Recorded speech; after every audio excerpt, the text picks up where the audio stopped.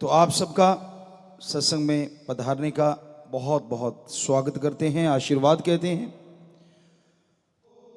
हमने ये देखा है हमारी संस्कृति जो कि बहुत महान है, जिसमें आपको बताया कि हमारे अलग अलग आश्रम बने, चाहे वो गृहस्थ आश्रम रहा या ब्रह्मचर्य आश्रम। तो गृहस्थ आश्रम पे चर्चा कर रहे हैं, पहले वाले हम चर्चा कर चुके। आज का हमारा यह देश हमारी संस्कृति से बहुत तो नहीं, कम भी नहीं, दूर होता जा रहा है। आज दोगली नीति हो गई है। आदमी चाहते हैं हम फॉरेन कल्चर को माने, पर हमारे घर में रहने वाली बेटियां, बहनें, माँ, पत्नी वो इंडियन कल्चर को माने। अधर में लटके हुए हैं खास करके यूथ। ये हमने महसूस किया, पहले भी देखते रहे, अब भी वहां भी बातें सुनते हैं तो सेम चर्चा सुनने को मिलती है। संस्कृति का हमारी का बुरा हाल हो चुका है, क्योंकि आदमी चाहता है मेरे पे रोक टोक नहीं होनी चाहिए, मैं कह रहा हूं मेरे से पूछताछ नहीं होनी चाहिए। लेकिन मेरी जो बहन है, मेरी जो पत्नी है, मेरी जो माँ है, वो इंडियन कल्चर को ही फॉलो करे। कितना अजीब लगता है ना। जिंदगी आप भी जी रहे हो, वो भी जी रहे हैं, और हर जगह ऐसा नहीं है, कहीं इससे उल्टा भी होता है।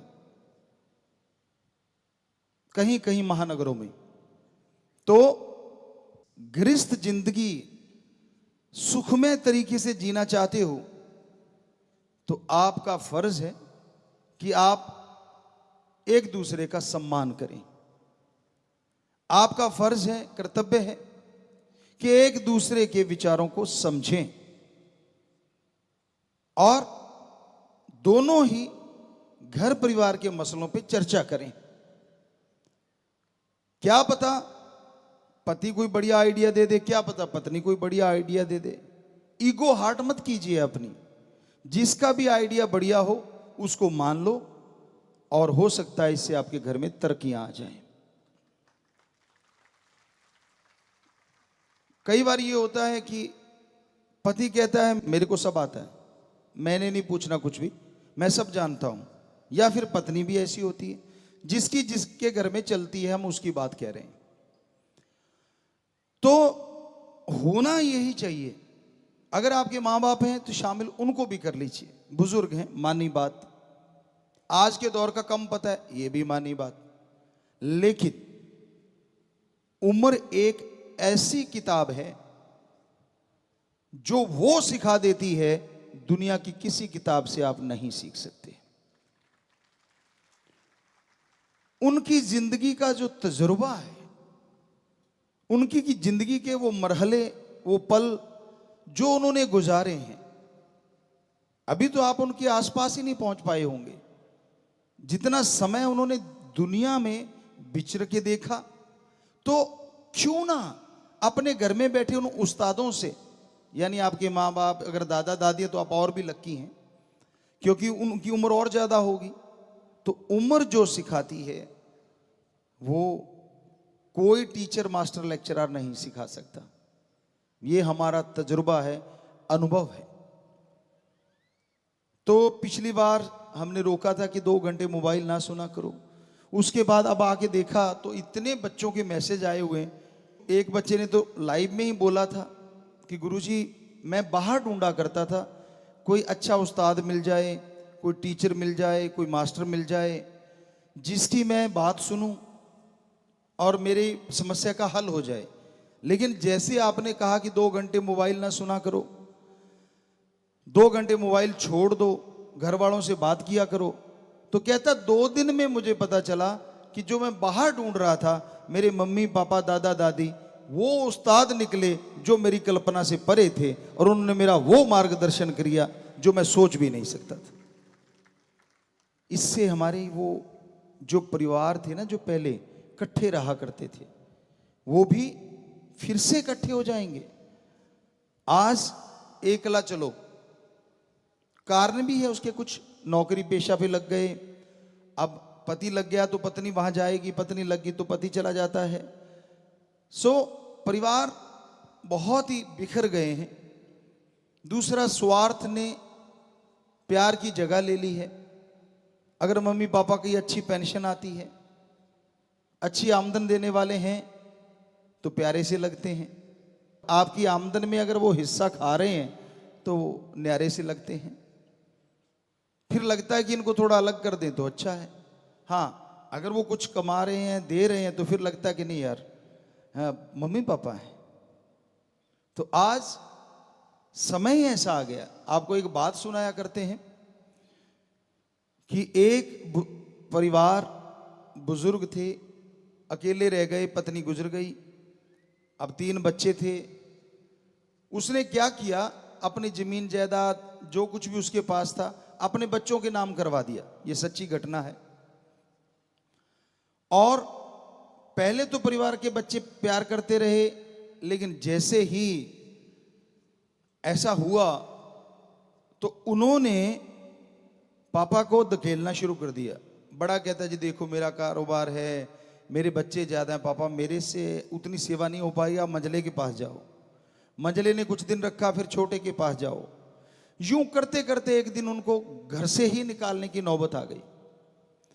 तो थोड़ी सी पुराने समय की बात है, तो वो अटैची की जगह थोड़ा लोहे के ट्रंक से हुआ करते थे, ट्रंक बोला करते थे उनको। वो बेचारे ने कपड़े डाले उसमें, और उसके गुरु थे कि मैं चलो अपने गुरु से मिलने जाता हूं, वहीं रह लूंगा, आश्रम में सेवा कर लूंगा। तो वो ट्रंक लेके चल पड़े। रास्ते में कहीं गुरु जी मिल गए। कहने लगे हाँ भाई भक्ति जी कहाँ चले? कहता जी मैं तो आपके पास ही आ रहा था। कहते कोई बात नहीं, उसकी जरूरत नहीं, हम आ गए। बोल क्या हो गया, कैसे हुआ? उसने सारी बात बताई। कहते भाई हम तो आपको कहा करते कि जमीन जायदाद अपने नाम रखो जब तक जिंदा हो, इसी को सलाम है, लेकिन चलो आप नहीं मानी तो हम आपको एक तरीका बता देते हैं। उन्होंने तरीका बता दिया, उसको कुछ दे दिया कि अब तू वापस जा और वापस जाके ऐसे ऐसे करना। एक दिन गुजर चुका था, दूसरे दिन वो वहां पहुंच गया अपने घर के वापस। तो परिवार वाले लगभग सुबह सुबह का समय था, सारे घरों में ही थे। तो उसने पास पास घर थे, सेंटर से में खड़े होके वो ट्रंक बजा दिया जोर जोर से। तो बच्चे बाहर आए, भाग के देखते हैं क्या है, आवाजें आ रही हैं। देखा तो दादा खड़ा है। उन्होंने जाके अपने पापा मम्मी को बताया कि पता नहीं दादाजी खड़े हैं, ट्रंक बजा रहे हैं, पर उसमें आवाजें आ रही हैं। तो सारे बाहर आए, कहते हाँ पापा क्या है? कहने लगा भाई कुछ नहीं है, मैं तो आपको वैसे सूचित करने आया था, मैं तो जा रहा हूं, ऐसे ऐसे मुझे रास्ते में कोई मिला और वो निकल गए। जब मैंने देखा तो वहां सोने के टुकड़े पड़े हुए थे, गिन्नियां वगैरह या जो भी पड़ा हुआ था, तो मैं उठा लाया। काफी सारे हैं, ये ट्रंक में मैंने रख रखे हैं, ये देखो। उसने बजाए तो वो टन टन टन टन नेचुरली बजे। अब देखिए कैसे रंग बदलते हैं बेटे जिन्होंने घर से निकाला था। बड़ा कहता पापा कमाल करते हो, पहला बेटा मैं, मेरे घर में आओ। पहले झगड़ा ये था हमने नहीं रखना, अब झगड़ा ये पड़ गया मैंने रखना मैंने रखना मैंने रखना। तो वो कहता लड़ो मत यार, वही हूं जिसको निकाला था। कहते पापा वो गलती होगी, सॉरी सॉरी, वो हमारे से गलत हो गया, लेकिन अब आप हमारे घरों में आ जाइए। कहते यार बारी बांध लो जैसे पहले बांधी थी। कहते नहीं नहीं बारी को क्या है, मैं बड़ा हूं, मेरे पास ही रहो। कहता नहीं नहीं तेरी गृहस्थी बहुत बड़ी है ना, तूने कहा था। कहता जी वो बोला तो है कि गलती हो गई। तो महीना महीने की ज्यों त्यों करके उन्होंने टर्न रख ली। महीना वो रखे, महीना वो रखे, महीना वो रखे। अब महीने में बुजुर्ग की सेवा ऐसी हो जैसे कोई बटेऊ की होती है। घर में दामाद आ जाता है ना, ताजा ताजा, बाद में बासा सा हो जाता है, ताजा ताजा दामाद आता है तो बड़ी सेवा होती है। सारे आके पूछते हैं, बैठते को नया नया सा लगता है। तो उस तरह से बुजुर्ग की सेवा होनी शुरू हो गई। तो बुजुर्ग का तो रंग लाल होने लग गया, बड़ा खुश। लेकिन गुरु ने कहा था ये ट्रंक ताला लगा के सिराने रखना, इसकी चाबी। कहता जी फिक्र ना करो, नाड़े से बांध रखी है। कहते नहाने जाए तो भी कहता जी फिक्र ना करो, साथ ही लेके जाऊंगा। अब वो ट्रंक को सिराना लगा रखा और वो सो जाया करे, वो आया करें देखने कमरे में भी ट्रंक कहाँ है। ट्रंक तो वो बापू के कहते सिर के नीचे है। कहते यार बड़ा खड़ूस है। नहाने गया, पानी पूनी डाल दिया, वो नहाने चला गया, देखा ट्रंक, देखते हैं, देखा ट्रंक है नहीं, कहते बापू तो साथ ही ले जाता है। कहते बड़ा खड़ूस है। महीना हो गया जी, 2 महीने 6 महीने, तो ट्रंक उसने हाथ नहीं लगाने दिया किसी को। समय अब वो भी आ गया जो सब पे आना है और आता है। इस दुनिया से विदा लेने की, रुखसत लेने का समय आ गया, तो बुजुर्ग ने सब परिवार को बुला लिया कि भाई आ जाओ, मैं तो जा रहा हूं।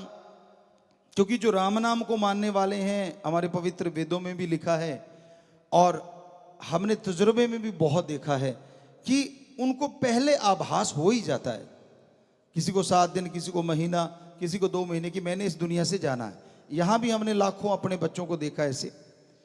तो उसने बुलाया और सबको बिठा लिया कि भाई मैं जाऊंगा कल को, हो सकता है शाम की गाड़ी हो जाए, इस दुनिया से जाना है। तो मेरे पास जो सामान है, मैंने सोचा, कहते हाँ हाँ, कहते पापा उसका हमें कोई लालच नहीं, पर सेवा किसने ज्यादा की ये बताओ। कहता बेटा किसकी कम बताऊं, आप देख नहीं रहे मेरा चेहरा लाल है और कितना वजन बढ़ गया है। सेवा तो आप तीनों ने बढ़ चढ़ के की। अब बहुएं आ गई, बापूजी मैंने ज्यादा की, दूसरी कही मैंने ज्यादा की, जो गालियां दिया करती थी। वो सबको देखा, हंस दिया और नाड़े से चाबी निकल गई थी। अच्छा यहां रखता था, तभी तो चाबी नहीं मिली। वो चाबी खोली, क्यों पुराने बुजुर्ग जानते हैं, जो बहुत ही पुराने होंगे, वो नाड़े से ही बांध के रखते थे, उससे बढ़िया कोई तरीका भी नहीं था। पॉकेट भी गजब की थी। तो वो चाबी खोली, सारों की सांस धक धक धक धक, भी होगा क्या। कहता घबराओ मत, मैं नाइंसाफी नहीं करूंगा सबके साथ। ताला खोला, सबकी निगाह ताले में, बापू में किसकी निगाह। ताला कड़क करके खुला, ध्यान उधर, कब खोलेंगे कुंडा। कहते हाँ भाई ठीक हो ना, कहते जी हाँ जी हाँ जी हाँ जी हाँ जी, कि भी जल्दी खोल मतलब। तो उन्होंने वो खोला। अब दूर खड़े बैठे थे थोड़े, बहुत उचक उचक के देखे भी अंदर क्या है, देखिए क्या ऊपर कपड़ा है। कहने लगा बेटा सेवा आपने मेरी नहीं की। कहते क्यों पापा, इतनी सेवा आपकी की है। कहते ना ना, सेवा आपने फिर से ट्रंक बंद करके खड़का के इसकी की है।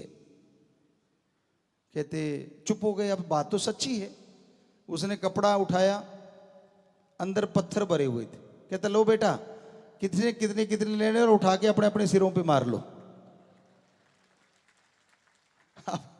सारे सारे हक्के बक्के रह गए, एक दूसरे को देखे भी, यार ये तो अपना भी उस्ताद निकला। पत्थर रख के ट्रंक में, मतलब कितने सालों से सेवा करवाया जा रहा है। कहता बेटा ये पत्थर आपके दिमाग पे मारने के लिए है, ताकि आपको अकल आ जाए। अरे जो चीज आज आपके पास है मैंने ही कमाई थी, घर परिवार मैंने ही तो बना के दिए थे, वो आपको नजर नहीं आए, लेकिन इन पत्थरों की वजह से आपने मेरी सेवा की। आपको बापू नहीं, आपको पैसा प्यारा है। तो यकीन मानो ये हकीकत है। आप गृहस्थ जिंदगी में रह रहे हैं, इतने भी आशिक मत हो जाओ बच्चों पे कि भाई सारा कुछ ही जीते जी लुटा बैठो और खाली हाथ होते ही बेटा वृद्ध आश्रम तैयार है। आजकल थोड़ी सी जगह भी बन गई, पहले होती नहीं थी। तो गृहस्थ जिंदगी में तालमेल बिठाना जरूरी है। बुजुर्गों को चाहिए, जब आपकी उम्र गृहस्थ जिंदगी से आगे वाली संन्यास आश्रम वाली हो जाती है, तो आप संन्यास क्यों नहीं लेते। बच्चे कमाने लग गए, खेती बाड़ी संभालने लग गए, सारा कुछ उन्होंने कारोबार संभाल लिया, फिर भी टांग अड़ाओगे। नहीं नहीं ऐसे नहीं, ऐसे कर। आप आराम से कहो बेटा तू संभाल, मेरे को जिंदगी का तजर्बा है, तेरे को अगर चाहिए तो मेरे से कोई राय ले लेना, नहीं तो बेटा तू जाने तेरा काम जाने, और आप राम नाम गाइए। ये कहते हैं पवित्र वेद की। उस टाइम ये होता है कि आप राम नाम गाएं। और फिर लास्ट में वानप्रस्थ होता था, वन में जाइए और वहां जाके पूरा टाइम जो मिलता है वो भगवान को ही समर्पित कर दीजिए या समाज सेवा को समर्पित कर दीजिए। लेकिन आज तो गृहस्थ जिंदगी ही चल रही है शुरू से, क्योंकि ब्रह्मचर्य भी नहीं रहा और वानप्रस्थ या सन्यास का तो कोई मतलब ही नहीं है। सीधा गृहस्थ जिंदगी शुरू हो जाती है और बस दे दनादन, पीछा ही नहीं छोड़ते। तो इसलिए घरों में झगड़े होते हैं, इसलिए घरों में परेशानियां आती हैं, मुश्किलें आती हैं। तो आप गृहस्थ जिंदगी में रहते हुए तालमेल बिठा के रखें। बच्चे बिगड़ रहे हैं, उसका कारण कहीं ना कहीं आप भी होते हैं। कल भी हमने बोला था, जो आप बच्चों को समय नहीं देते। आपका समय बिजनेस के लिए, आपका समय यार दोस्त मित्रों के लिए होता है, आपका समय गपशप मारने के लिए होता है, एंजॉय के लिए होता है। तो थोड़ा सा समय बच्चों के लिए क्यों नहीं? उनको अच्छे संस्कार दो। आपका समय उनको ये कहने के लिए होता है कि भाई अच्छे नंबर ना आए तो मेरी नाक ना कटवा देना, पर क्या कभी आपके पास ये समय होता है कि उनको फॉलो करो? टीचरों से पूछते रहो 5वें 7वें दूसरे दिन कि भाई मेरा बेटा कैसा चल रहा है, स्कूल में आता है कि नहीं आता, कॉलेज में आता है कि नहीं आता, क्या वो स्टडी सही कर रहा है, कहीं संग सोबत बुरा तो नहीं उसका? क्या ये तकलीफ उठाते हैं आप? अगर ये उठाते हैं फिर नंबर वो अच्छे ना लाए तो उसकी गलती है, और अगर आप ये फॉलो नहीं करते तो वो नंबर कम ला रहा है तो इसमें गलती आपकी भी तो बहुत बड़ी है ना, क्योंकि उसकी तो कच्ची उम्र है, तजुर्बा आपको है उम्र का, लेकिन आपने उसको संभालने की जहमत नहीं उठाई, तकलीफ ही नहीं उठाई। तो गृहस्थ जिंदगी एक तरह का समझौता भी है। पति पत्नी एक दूसरे का सत्कार करें। अब पति अगर ये चाहता है कि मेरे माँ बाप का सत्कार हो, तो आप अपनी पत्नी के माँ बाप का भी सत्कार करो ना। आप उनसे अगर ये उम्मीद रखते हैं कि वो आपके माँ बाप को अपने माँ बाप की तरह अपना ले, तो आप भी उनके माँ बाप को अपने माँ बाप की तरह अपनाओ ना। और वो घर छोड़ के आई है, परिवार छोड़ के आई है, आप तो उसी घर में हैं जिसमें संस्कार लिए हैं, तो आपका फर्ज बनता है ना उसका साथ देना। लेकिन आप तो कहते नहीं, बच्चा वो पैदा करे, 9 महीने पेट में रखे, नाम आपका चलेगा, सरनेम वो मेरा होना चाहिए। कई पुराने टाइम में तो गोद भी नहीं उठाते थे, कहते इसमें कहेंगे यार ये तो पत्नी का गुलाम है। 9 महीने उसने पेट में रखा। आपको लगता है छोटी बात है? 2 ईंट बांध के 3 दिन पेट पे 2 ईंट बांध लो और 3 दिन सो के देख लो, पता चल जाएगा तकलीफ क्या होती है। बेचारी ने कितनी तकलीफ सही होगी, कितना दर्द सहा उसने। और जब बच्चा पैदा होता है तो मर के जीना, ये पवित्र वेद भी कहते हैं, और हमारा अनुभव भी हमने देखा है, बिल्कुल मर के जीने जैसा वो समय होता है। तो उसने सारी तकलीफें झेली, आपके वंश को पैदा किया, लेकिन आप क्या तगमा देते हैं कि तू ही उठा, तू ही पाल पोस। आप उसमें दखल ज्यादा देने को तैयार नहीं होते, क्योंकि यार कहेंगे यार ये तो पत्नी का गुलाम है। नहीं, मर्दानगी तब है कि उसने पैदा किया, उसने आपके वंश को अपने गर्भ में धारण करके रखा, 9 महीने बोझ उठाया, कम से कम कुछ बोझ तो उसका हल्का कर दिया करो। क्या हो जाएगा अगर उसके लिए एक दूध कप बना के दे दोगे? कोई तगमा थोड़ी ना उतर जाएगा कंधे से। लेकिन आपकी मर्दानगी खराब हो रही है। हमारी निगाह में तो वो सच्चा मर्द है जो बराबर का साथ देता है और बराबर का एक रुतबा भी देता है, और पत्नी भी वही सच्ची पत्नी है जो बराबर का रुतबा देती है। ये ऐसा नहीं है कि आज समाज में ये नहीं है, ये भी है, सिर्फ पतियों का बोलबाला नहीं है। कोटा साइड में हम एक जगह गए थे, अब बात याद आ गई, बुरा ना मानना बेटियों। हम चले गए और वो सज्जन कहने लगे, अच्छे ऑफिसर थे, कहते गुरुजी आप पास में सत्संग कर रहे हो, जाते जाते चाय पी जाना। हमने कहा बेटा कोई बात नहीं, आप कहता फैमिली भी मिल लेगी। हम चले गए, देखा तो वो सज्जन 2 बच्चे उठाए हुए हैं और पार्क में घूम रहे हैं। कहता आजो गुरुजी आजो आजो। वो बाहर ही उनके गेस्ट रूम था, घर था, बाहर वाला कमरा, उसने दरवाजा खोला, हम अंदर सारे चले गए, 2-4 आदमी साथ थे। तो देखा, हमने कहा यार जैसे बैठे देखा तो वो है ही नहीं सज्जन। हमने कहा आपा उसके घर आए हैं, वो अभी अभी तो आ रहा था। कहते गुरुजी वो बच्चा रोने लग गया। हम 5 मिनट 7 मिनट इंतजार किया, वो नहीं आया। तो हमारे जो लांगरी सज्जन थे, हमने कहा यार देखना बाहर वो खड़ा हो। वो उसके पास गए, कहने के भाई गुरुजी आपके घर बैठे हैं, आप यहां पार्क में घूम रहे हैं। कहता ड्यूटी है। वो हमें कहता जी उनकी तो कोई ड्यूटी है बाहर पार्क में। हमने कहा यार ये कौन सी ड्यूटी है जो पार्क में घूम रहे? कहते नहीं वो कह रहा है ड्यूटी है। इतने में वो उनके घर से जो बिटिया थी वो आ गई, उनकी पत्नी। तो वो चाय लेके आ गई, वो भी गुरुमंत्र लिया हुआ था। कहते गुरुजी प्रणाम। हमने कहा बेटा बोलो। ठीक है। हमने कहा बेटा वो आ ही नहीं रहे आपके पति देव, बाहर पार्क में घूम रहे। कहते गुरुजी उनकी ड्यूटी है। नहीं यार ये कौन सी ड्यूटी हुई? ये दफ्तर में जाते हैं, ये तो मानी बात की उनकी ड्यूटी है, ये पार्क में घूमने वाली कौन सी ड्यूटी है? कहती कोई नहीं मैं बुला लेती हूँ। उन्होंने गेट खोला, आवाज दी, कहती आजो आजो। वो आ गया। हमने कहा बेटा बाकी बातें बाद में। भाई आज तक हमारी इतनी उम्र होगी, हमने ये ड्यूटी नहीं देखी जो पार्क वाली है। तो थोड़ा सा हमें समझा दो ये ड्यूटी है क्या? कहती गुरुजी, उसने इधर उधर देखा, ज्यादा लोग तो नहीं, ज्यादा नहीं थे क्योंकि 1-2 जने ही थे। कहने लगे गुरुजी मैंने ही कहा था कि भाई ये बच्चे आपने संभालने और बाहर रहना है जब तक मैं कहूँ ना, तो बच्चों की ड्यूटी आपकी है। तो हमने कहा हम तो घर आ गए थे। कहते गुरुजी इन्होंने कहा नहीं ना आने को, जब तक ये कहेंगे नहीं मेरी ड्यूटी तो चल रही है। हमने कहा वाह बेटा। वो बिटिया को कहा बेटा तेरी ड्यूटी बड़ी सख्त है, बड़ी तगड़ी बॉस है तू तो, इतने तो दफ्तर में नहीं होते। कहते नहीं गुरुजी ऐसे ठीक भी नहीं आते, धीरे से बोलिए। तो बेटा बेटियों आप भी ऐसा ना किया करो अगर किसी के ऐसा है। और बेटों को तो कह ही चुके हैं कि नहीं करना चाहिए, बराबर का आप हिस्सेदार मानिए। क्योंकि हमारे धर्मों में अर्धांगनी ऐसे नहीं बोला गया, हिंदू धर्म में उसके मायने हैं। संपूर्ण तब होते हैं जब दोनों आप हैं इकट्ठे मिलके चलते हैं। यकीन मानिए वो अगर स्वर्ग से बढ़िया होता है जब दोनों एक दूसरे का सम्मान करते हैं, दोनों एक दूसरे की इज्जत करते हैं। उस घर में स्वर्ग से बढ़ के नजारे होते हैं। और पवित्र वेदों में भी तो बहुत बड़ा अनुभव है संतों का, तभी तो उसमें बताया गया है और हमने अपना अनुभव आपको बताया।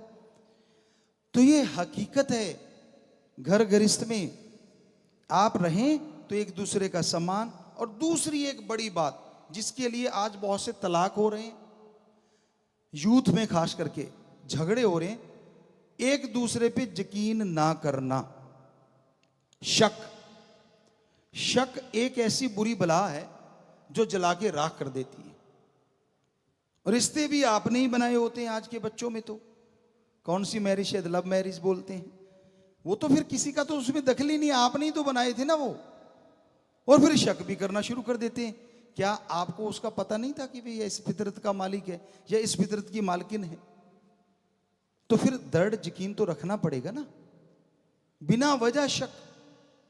वो कहीं से जाया बेचारा, दफ्तर में बैठा है, वो अपना कंप्यूटर चला रहा है। आजकल बाल झड़ रहे हैं, किसी का बाल झड़ के उसके ऊपर आके गिर गया, घर में आया वो ही पकड़ लिया, ये देखो ये क्या है, मर गया बेचारा, कहां से बताए कि उसके बाल झड़ रहे हैं।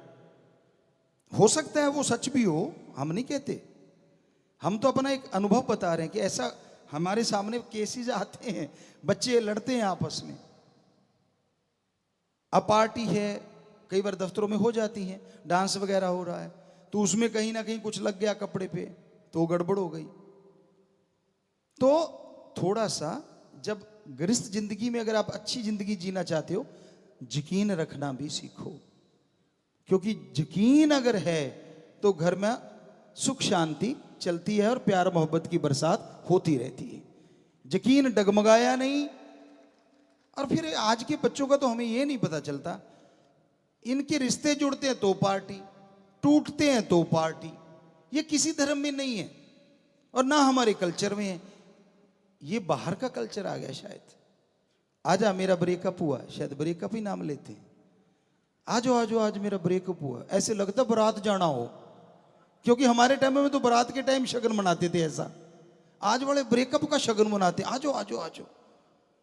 अरे दिल्ली की संस्कृति को बनाए बैठे हो और करोड़ों की संस्कृति जो हमारी भारतीय है उसको छोड़े बैठे हो यार, कमाल करे जा रहे हो। हमारी संस्कृति तो बनाती है कि जब रिश्ता जुड़ता है वो होती है खुशी की बात, टूटता पहले तो टूटता ही नहीं था। हमें यहां तक याद आता है, बाकी हो सकता है कि हिंदू धर्म में तो तलाक की कोई जगह ही नहीं है, यहां तक हमने पढ़ा। हो सकता है कोई चैप्टर छूट गया हो सकता है कहीं ऐसा लिखा हो, पर हमें लिखा मिला नहीं। तो हमारे तो ये था ही नहीं। क्यों? क्योंकि हमारे तो एक दूसरे पे यकीन करना, अर्धांगनी है आपकी तो मतलब बराबर की हकदार हैं आप एक दूसरे के लिए।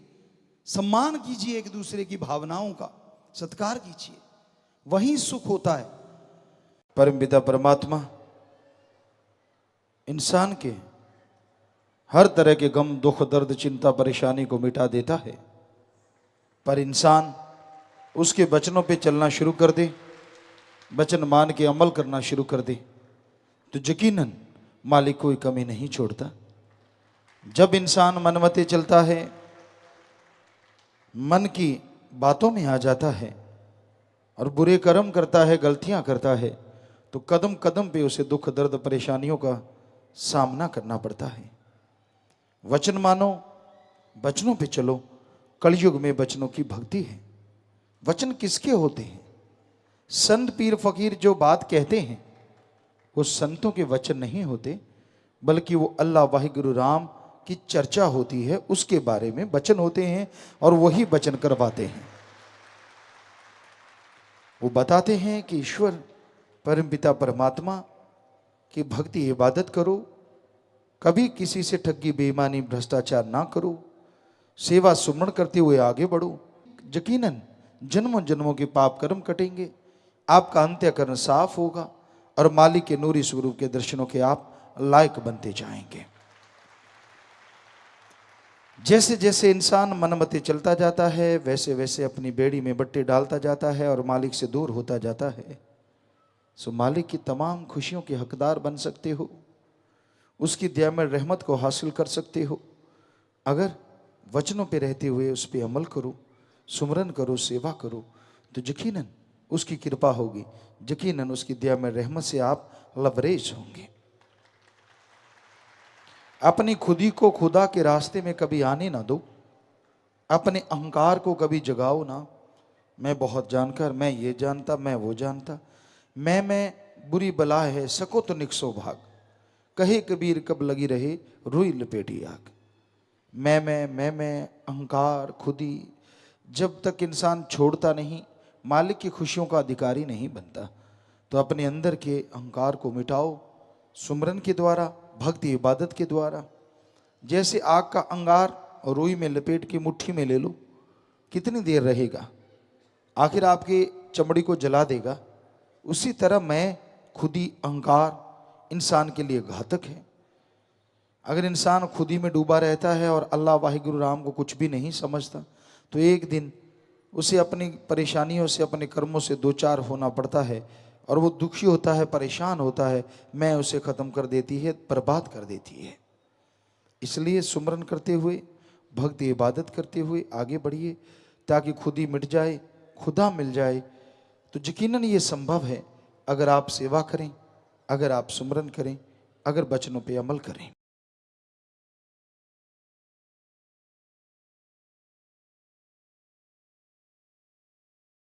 इंसान इस दुनिया में सुखी रह सकता है, परमानंद की लज्जतें ले सकता है, और उसके लिए सत्संग में आना, सुन के अमल करना अति जरूरी है। इंसान सत्संग में आएगा तभी सुनेगा और सुनेगा तभी अमल कर पाएगा।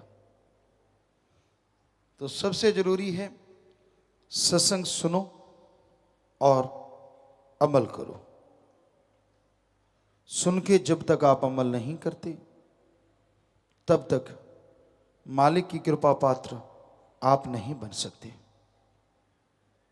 दिखावा, ढोंग मालिक को कभी खुश नहीं कर सकते। कई बार किसी की कही बात, कोई कहावत रूहानियत में बड़ी फिट बैठती है। एक कहावत पंजाबी में कही जाती है, किते साइयां ते किते बधाइयां। ये रूहानियत में बिल्कुल नहीं चलता। दिमाग कहीं और, कर्म कुछ और, करना कुछ और, दिखाना कुछ और। मालिक को कभी वो आदमी नहीं पा सकता, वो दोगला ही रहता है। दुनिया में भी उसे कोई लोग पसंद नहीं करता और मालिक की दरगाह में भी उसको धिक्कार दिया जाता है, कबूल नहीं किया जाता। इसलिए एक के बनो, और एक वो जो हमेशा ही एक है, दो कभी नहीं हुआ और ना कभी दो होगा, और वो है ओम हरि अल्लाह वाहिगुरु गौड़ खुदा राम सदगुरु। वो एक था, एक है, एक रहेगा। करोड़ों नाम है उसके, अरबों नाम है उसके, तो उसका बनना पड़ेगा, औरों का ध्यान छोड़ना होगा। ये नहीं कि पार्ट टाइम जॉब, जब जरूरत नहीं तो मालिक नहीं और जरूरत है तो गुरु गुरु, ये नहीं चलता। रूहानियत में एक रस होना पड़ता है, एक जैसे रहना पड़ता है। मालिक के लिए तड़पते हो तो मालिक के लिए ही तड़पो, यारी दोस्तियां या दुनियावी इश्क से बचना होगा। और अगर दुनियावी इश्क करते हो तो मालिक से दूर चले जाते हो। हमारा कहने का मतलब ये नहीं है कि आप किसी से प्यार ना करो, प्यार करो, बेगर्ज निस्वार्थ प्यार करो जिस रिश्ते के लिए आप जुड़े हैं। पति पत्नी का रिश्ता, माँ बेटे का रिश्ता, माँ बाप का रिश्ता, बहन भाई का रिश्ता, जैसा भी कोई रिश्ता है उसके लिए जो भी आपका फर्ज है, जो भी कर्तव्य है, उस प्यार का निर्वाह करो। अति नहीं होनी चाहिए। अति अगर करना चाहते हो तो भगवान सदगुरु मौला के प्यार में करो, अगर कर सकते हो, क्योंकि वो अति होने ही नहीं देता। उसके प्यार ज्यों ज्यों करते जाओगे, जितना बढ़ता जाएगा उतना ही दया में रहमत उसका बरसता जाएगा और नूरी स्वरूप के दर्शन होते जाएंगे, खुशियों से आप लवरेज होते जाएंगे। पर जिसे वो देता है उसे देखता भी है, जिसे प्यार लुटाता है अजमाता भी है। पर अगर अजमाने में ही खिसक जाओ तो मालिक कहां से मिलेगा। कई लोगों का आपस में 2 का, 3 का, 2 का, 5 का, 7 का इतना प्यार होता है, इतना प्यार होता है कि रोटी अच्छी नहीं लगती, सोना मुश्किल हो जाता है, काम धंधा अच्छा नहीं लगता जब तक दोनों, तीनों, चारों, पांचों, सातों, आठों साथ ना हो। कहीं इतना प्यार मालिक से किया जाए कि मालिक तेरे बिना मुझे चैन नहीं आएगा, नींद नहीं आएगी, सुमन करे, तड़फे। शायद मालिक इस तड़फ से आधी तड़फ में भी भागा चला आए, पर उसके लिए नहीं तड़फते। लोग एक दूसरे के प्यार में, इश्क में तड़फते हैं, पागल हुए रहते हैं, पगला जाते हैं। इंद्रियों का भोग विलास, थोड़ा स्वाद, उसके लिए अंधे हुए रहते हैं। सब रिश्ते नाते बाकी सब एक किनारे लगा देते हैं। तो ऐसा प्यार आपके लिए घातक है। आप कभी सुखी नहीं रह सकते, चैन नहीं आएगा, क्योंकि कहीं ना कहीं तकरार होगी, कहीं ना कहीं झगड़ा होगा। हमेशा तो विचार मिले नहीं रह सकते।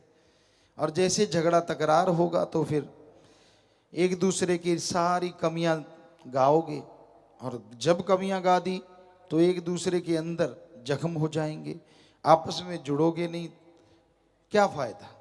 उस अल्लाह राम मालिक वाहिगुरु गौड़ खुदा रब से सच्चा प्यार जोड़ो। वो इस जहान में भी, अगले जहान में भी, दोनों जहान में आपका साथ नहीं छोड़ेगा, हमेशा हाथ पकड़ के रखेगा।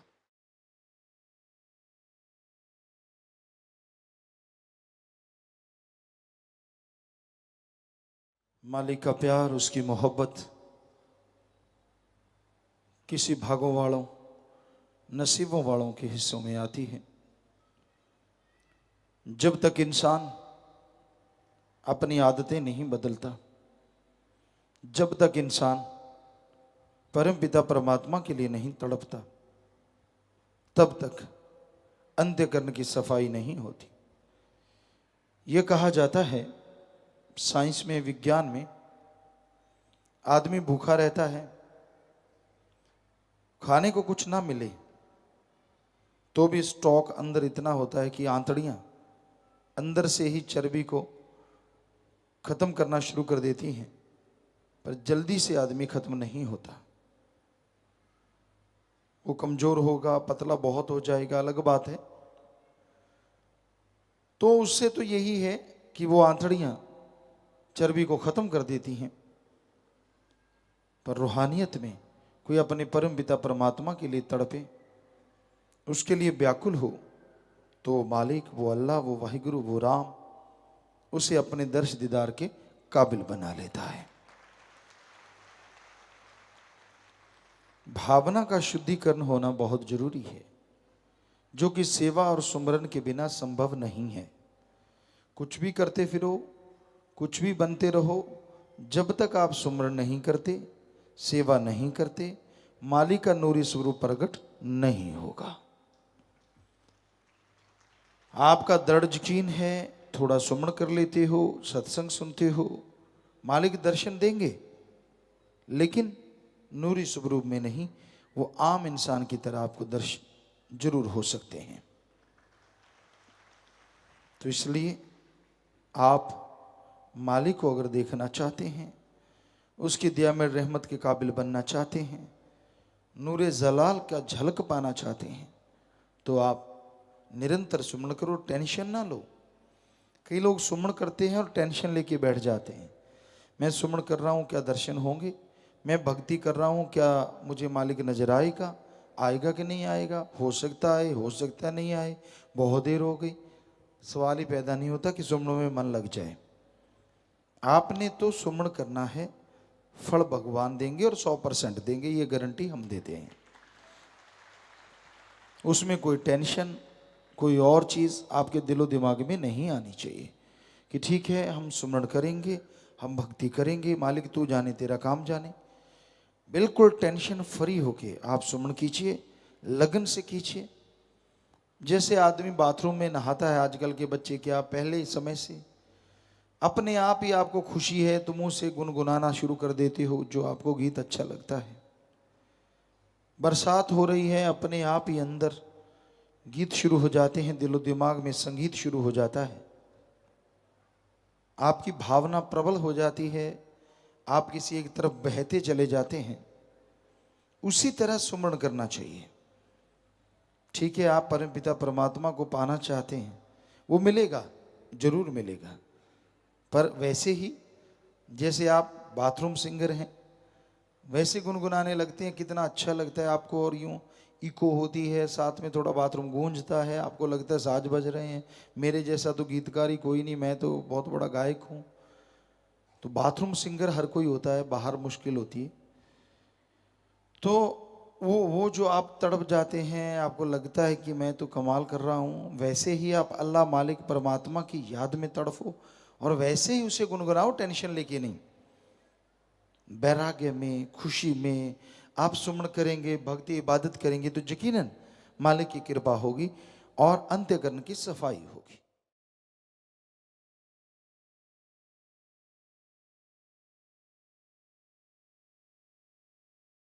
मालिक का नाम जलते बलते भट्ट इस कलयुग में आत्मा के लिए, जीवों के लिए मृत संजीवनी है।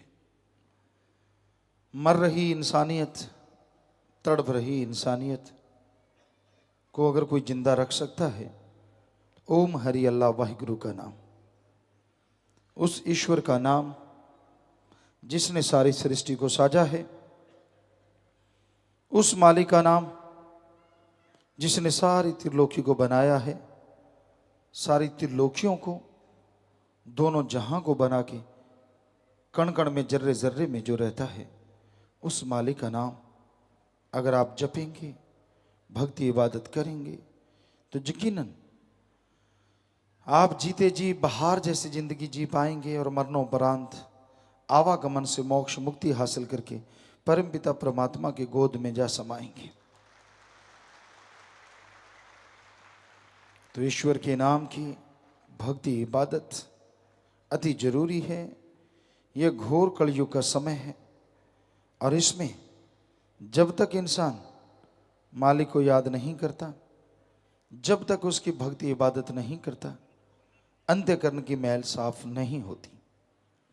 और जब तक अंदर की मैल साफ नहीं होती, कोई भी संत पीर फकीर की बात समझ नहीं आती। जब आदमी के अंदर मैल होती है, आदमी के अंदर गलत विचार होते हैं, तो वो गलत गलत सोचता रहता है, अच्छी बात उसको हजम नहीं होती, अच्छी बात उसे भाती नहीं। संतों के वचनों को तोड़ मरोड़ के अपने हिसाब से लोग इस्तेमाल करते हैं, अपने हिसाब से उसको काम में लेते हैं, जो कि बिल्कुल गलत है। ऐसा नहीं होना चाहिए। इंसान को परमपिता परमात्मा का नाम, उसकी भक्ति इबादत जरूर करनी होगी। संतों के वचनों को जो कोई तोड़ के मरोड़ के पेश करता है, वो दुखी रहता है, गमगीन, रोगों का घर बन जाता है धीरे धीरे। तो पीर फकीर का खुद का वचन होता ही नहीं, वो तो अल्लाह वाहिगुरु मालिक की चर्चा करते हैं, परमपिता परमात्मा के वचन होते हैं। उनको भी तोड़ना मरोड़ना शातिर से कम नहीं है। तो ये शैतान दिमाग का काम होता है। इसलिए पीर फकीर की बात सुनो, अमल करो उसके अनुसार चलो तो जिंदगी के आदर्श की प्राप्ति का बीमा हो जाता है। दुनिया में बीमा पॉलिसी बहुत हैं, लेकिन राम नाम अल्लाह मालिक की भक्ति इबादत का बीमा पॉलिसी ऐसी है जिसको अगर आदमी अपने जीवन में अपना ले राम नाम को, तो यहाँ तो क्या अगले जहान में भी उस आत्मा का बीमा पक्का हो जाता है कि वो गम दुख दर्द चिंताओं से बचेगी और मालिक की गोद में बैठ के निज धाम जरूर जाएगी। तो इसलिए भाई सुमरन का पक्का होना अति जरूरी है। और जो सुमरन करते हैं वो बात बात पे भड़का नहीं करते, ये उनकी निशानियां होती हैं। उन्हें काम वासना क्रोध लोभ मोह अहंकार तंग नहीं करते। उनके अंतःकरण में परमार्थ इंसानियत हमेशा जिंदा रहती है। वो उस परम पिता परमात्मा से बढ़ के किसी और को नहीं मानते। अपनी आंखों में भगवान के अलावा किसी और को नहीं लेके आते। अपने फर्ज अपने कर्तव्य का निर्वाह सही तरीके से करते हैं और मालिक के नाम का सुमरन लगातार करते हुए मालिक से ओढ़ निभाते हैं। उनको किसी से कोई लेना देना नहीं होता, बस परम पिता परमात्मा से ही ध्यान जुड़ा रहता है।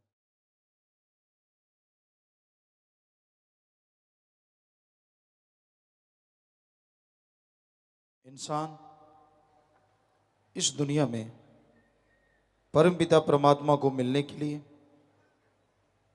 आवागमन से मोक्ष मुक्ति के लिए इस संसार में आया, लेकिन मन ने ऐसा जादू चलाया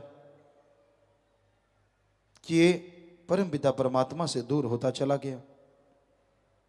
मन, इंसान के अंदर दो शक्तियां रहती हैं, मन और आत्मा। जितने भी बुरे ख्याल, जितने भी बुरे विचार आपको आते हैं वो मन की देन है। आमतौर पे लोग, साइंस ये कहती है कि दिमाग से शरीर चलता है, पर मन और आत्मा से दिमाग चलता है। ठीक है, दिमाग से शरीर चलता है, लेकिन जो नेगेटिव विचार हैं, बुरे ख्यालात हैं, वो जो माइंड को देता है वो है मन।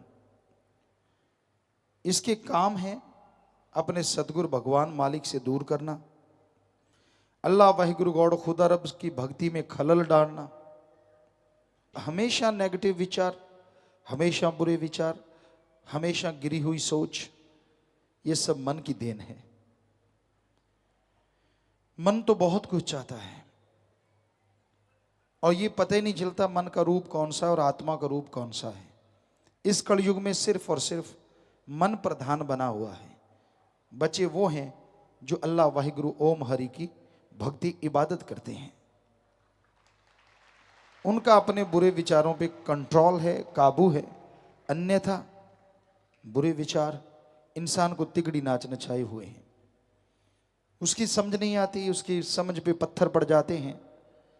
भगवान की भक्ति इबादत याद नहीं रहती, सदगुरु मौला के परोपकार ख्याल में नहीं रहते। मन ही मन, चारों तरफ मन ही मन, मन ही मन। मन छाया रहता है बादलों की तरह। तो बादल सूरज को छुपा नहीं सकते, पर अगर सूरज चमकना ही बंद कर दे, उसकी धुरी ही खत्म हो जाए, चलने बंद हो जाए, तो बादलों का राज होगा। ऐसा होता नहीं, लेकिन ऐसा हो भी रहा है कि आज इंसान अपनी आत्मा की आवाज को नहीं सुनता, पीर फकीर गुरु मुर्शिद के वचनों को नहीं सुनता, मन के ख्यालों में, मन के दायरे में उलझा है। किसी का दिल कभी ना दुखाओ, लेकिन वचनों पे पहले 100% अमल कमाओ। लोग इस वचनों को तोड़ते हैं, मरोड़ते हैं। दिल नहीं दुखाना चाहिए, वचन तीसरे परहेज को तोड़ते हैं, बुरे कर्म करते हैं, बुरी सोच आती रहती है। संत कभी नहीं कहते कि आप अगर गलत वचन तोड़ते हैं और सोचते हैं कि उससे किसी का दिल खुश होगा, तो भगवान का दिल सबसे ज्यादा दुखी होगा। देखो, आप आदमी के दिल को खुश करने के लिए परम पिता परमात्मा को दुखी करते हैं। तो वचनों पे पहले अमल करना जरूरी है, फिर वचनों पे रहते हुए हर किसी का दिल खुश करो, उसमें कोई रोक टोक नहीं, लेकिन वचनों पे अमल करना सीखो।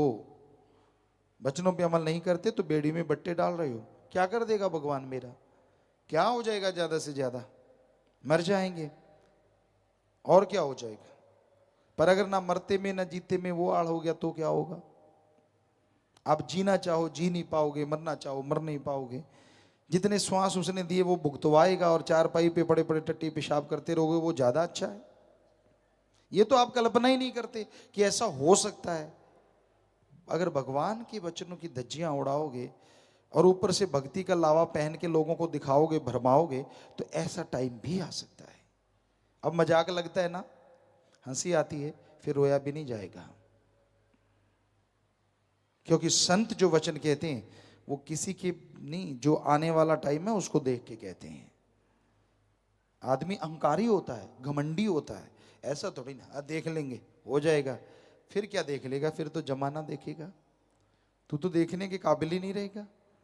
इसलिए बुरे कर्म ना करो, बचो बुरे कर्मों से, और मालिक का मजाक मत उड़ाओ, कहीं मजाक जिंदगी ना बन जाए।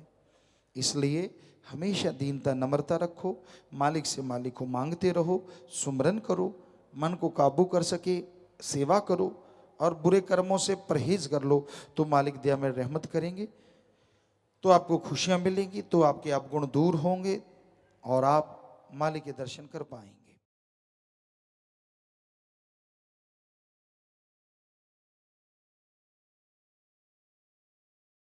इंसान जब तक दुनिया के नशों में मस्त है, परम पिता परमात्मा के